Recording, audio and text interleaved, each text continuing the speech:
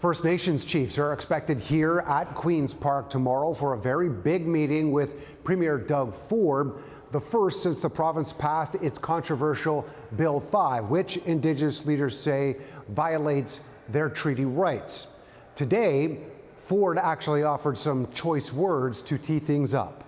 There's going to be a point that you can't just keep coming hat in hand all the time to the government. You got to be able to take care of yourselves. Ford's criticism of those opposed to his plan for mining development in the north is clearly getting more pointed. When you literally have gold mines, nickel mines, every type of critical mineral that the world wants, and you're saying, no, I don't want to touch that. By the way, give me money. Not going to happen. Aimed at what he calls a few Indigenous communities, despite evidence to the contrary.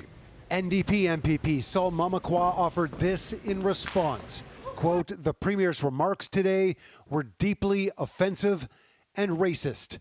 Today's remarks proves that the Premier has a fundamental lack of understanding of Ontario's treaty relationship with First Nations. The protests were loud from many who believe the government needs consent from First Nations before using the land, rather than a duty to consult after passing laws to move ahead. We need to look at every option that is at our disposal, including legal, political, economic, everything, including taking direct action. Those threats come after what Ford says are the opportunities being presented to a few First Nations around the Ring of Fire. New roads and infrastructure, along with a chance to partner on related projects, including training and scholarships. That will help them develop the mines and become very prosperous in their communities, something they've never had ever in their entire lives. And I'm bending over backwards to make sure we take care of them. But it's a two-way street here.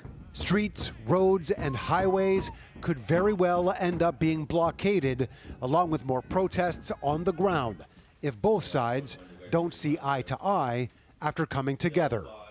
While Ford considers this an attempt to consult with First Nations, he has also said that he plans to give the Ring of Fire area special status as a special economic zone to do work there as quickly as possible. Mark McAlister, City News.